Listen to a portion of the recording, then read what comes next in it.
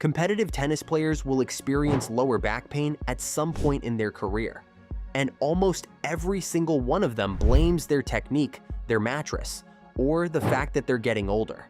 They're wrong. Research on elite tennis players found that those with a history of lower back pain had significantly lower lumbopelvic motor control scores than those without. The muscle responsible for that control is the one nobody is training. Fix it, and the back pain that's been following you off the court goes away. So let's get into it. Lie on your back, arms pointing straight up, knees bent at 90 degrees in the air. Slowly lower your right arm behind your head while extending your left leg out straight. Don't let your lower back lift off the floor. Bring both back and switch. 10 reps each side, 3 sets. The muscle this targets is the transverse abdominis, not your six-pack, not your obliques. The deep layer that wraps around your spine like a corset and keeps everything stable when rotational forces would otherwise cause shearing. Every serve, every ground stroke, every overhead loads that muscle, and when it's weak, your lumbar spine absorbs forces it was never designed to handle alone. If your lower back peels off the floor before your arm reaches the ground, your transverse abdominis has switched off, and your spine has been doing that job by itself through every tennis session you've ever played. The lower back staying flat is the entire exercise. The moment it lifts, reset and go again slower. Research confirmed the connection directly. Every 1 degree decrease in hip internal rotation increases lower back pain risk by 10% in tennis players.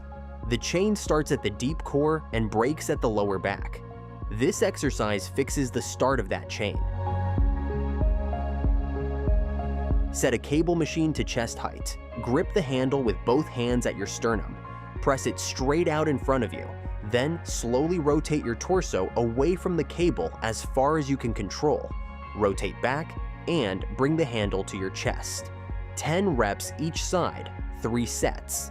Tennis asks your core to resist rotation while simultaneously producing it on every single ground stroke. Your hips drive the rotation aggressively, while your spine has to stabilize against that same force to stop it from shearing under load. Crunches, planks, sit-ups, none of them train that combination. This exercise does. The side that collapses when you rotate is the side your back has been compensating for on every ground stroke. It's also probably the side your back hurts on after you play. Check. Research identified lumbopelvic motor control as the key difference between tennis players with chronic lower back pain and those without. This exercise builds exactly that. 2 weeks in, and your hip rotation and spine stability start feeling like one connected system instead of 2 things pulling against each other. Stand on one leg, hinge forward from the hip with a flat back. Lower until you feel a deep stretch in your hamstring. Drive back up through the heel. 10 reps each leg, 3 sets. A 2024 study of elite junior tennis players found that restricted hip internal rotation on the non-dominant side is directly associated with lower back pain, not a weak back, a stiff hip on the other side of the body. When that hip can't rotate freely, the lower back compensates on every serve and every ground stroke. Small compensation, repeated hundreds of times per session across months, it becomes the chronic pain that shows up after every session and never fully goes away. Go slower on the non-dominant side. That's the hip that's been stiff. That's the hip your lower back has been covering for every time you serve. The stretch at the bottom is the hip internal rotation range being reclaimed with every rep.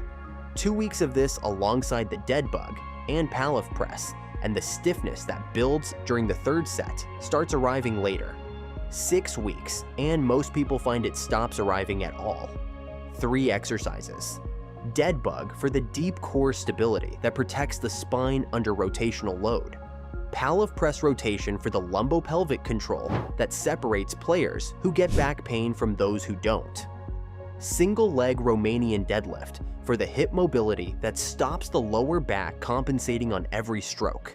77% of tennis players experience this. Most keep playing through it, wondering why it never fully goes away. Now you know why.